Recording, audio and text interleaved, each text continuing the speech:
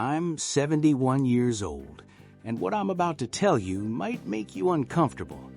Everything you think you know about being a good parent, a good spouse, a good provider, it's probably wrong.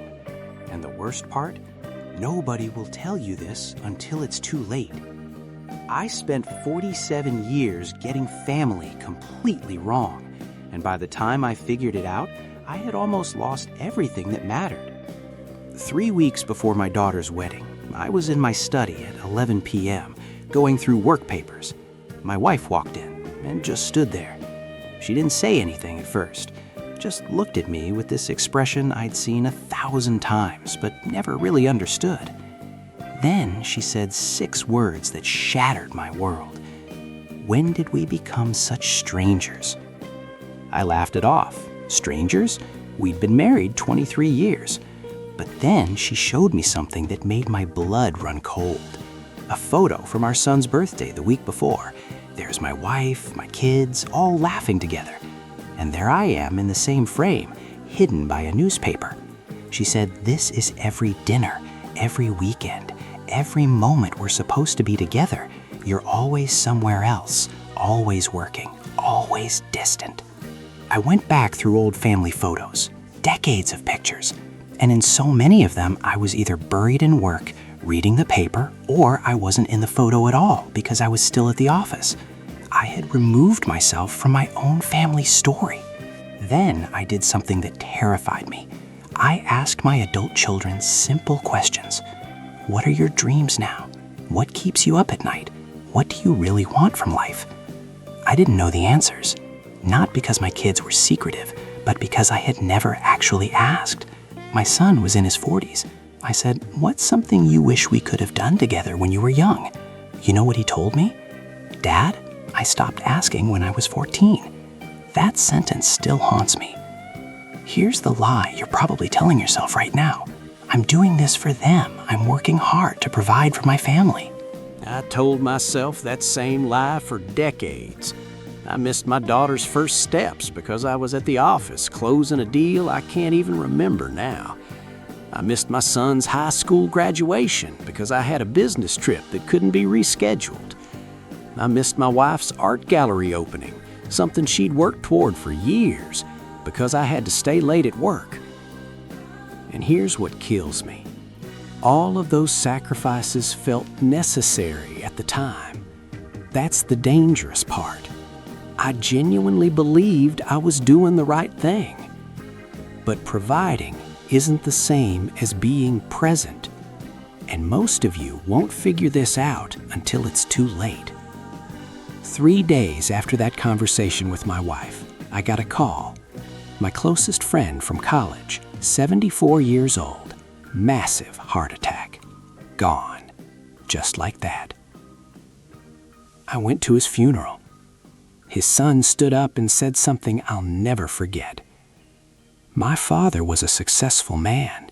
He provided everything we needed, but I have 1,000 memories of waiting for him to come home and almost none of him actually being there. I looked around that funeral and realized this could be my funeral. My kids could be standing here one day, struggling to remember a father who was always too busy. That's when everything changed. I walked into my boss's office and restructured my entire life. No more late nights, no more weekend emails, no more missing family moments for work, period. That was 3 years ago. And I'm going to tell you exactly what I did, because if you're smart, you won't waste 50 years learning what I'm about to teach you. First, 15 minutes. Every single day, I spend 15 minutes with each family member, doing something they choose. Not what I want, what they want. Sometimes it's watching shows I don't care about, listening to their stories, just sitting together in silence. Now I do it with my grandchildren too, playing their games, listening to their dreams. But here's the rule. During those 15 minutes, nothing else exists. No newspaper, no work thoughts, no distractions, just total, complete presence. My son told me last year, he's in his 40s now, "Dad, I feel like I finally have a father. I wish I'd had this when I was growing up." 40 years old, and I almost never really knew him. Second, dinner table, every night. No interruptions, no work talk, no exceptions. And I ask real questions. Not how was school, but what made you laugh today? What surprised you? My wife started telling me about her dreams again. My son opened up about the struggles in his marriage. My daughter shared her fears about raising her own kids. These are things I would have never known if I hadn't created space for real conversation. Third, replacement strategy. For every work commitment, I make an equal family commitment. Client dinner Friday, family dinner Saturday. Weekend conference, next weekend belongs entirely to family. Well, this forced me to actually prioritize. Because here's the truth. If something is truly important, you make time for it. Everything else is just an excuse. But here's what really changed everything. I stopped waiting for the big moments. You think family bonding happens on vacations and holidays. It doesn't. Real connection happens on regular Sunday afternoons, on phone calls that last more than 5 minutes, on the times you show up when they need you, not just when it's convenient. At my daughter's wedding last month, during our dance, she whispered in my ear, "Thank you for the last 3 years, Dad. You gave me my father back." I cried right there on the dance floor because I realized how close I had come to missing everything. 6 months ago, my son came to me about problems in his marriage. We talked for 2 hours. 2 hours. When I asked him why he'd never come to me for advice before, he said, "Because I didn't think you'd have time.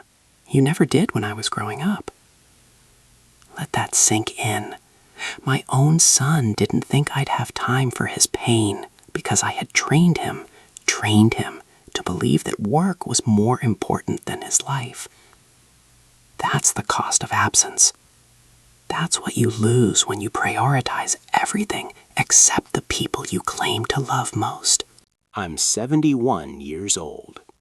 If I'm lucky, maybe I have 10, 15 years left. Maybe 20 if I'm blessed.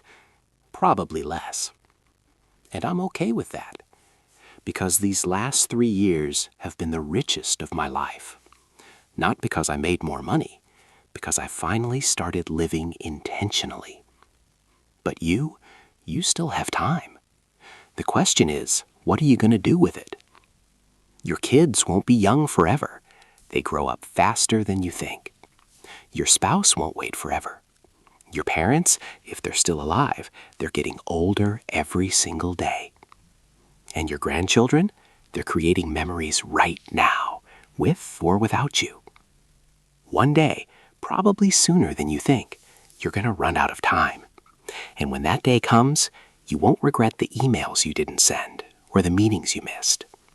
You'll regret the moments you weren't there, the conversations you never had, the love you didn't express, the time you didn't spend.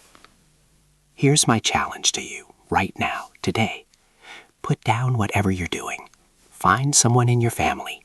Be completely present with them for 15 minutes.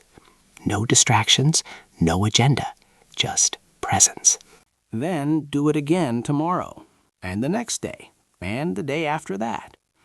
Because family isn't about grand gestures or perfect moments. It's about showing up, consistently, fully, presently. I wasted 47 years building a life for my family while building a life without them. Don't make my mistake. Don't wait until you're 71, looking back, wishing you had made different choices. Don't wait until your kids stop asking. Don't wait until you become strangers with the people you love most. The greatest gift you can give your family isn't money or success or achievement. It's you, your time, your attention, your presence. Start today. Start now. Because I promise you, you'll never regret the time you spent being present with the people you love. But you will absolutely regret the time you didn't. Now go. Your family is waiting for you.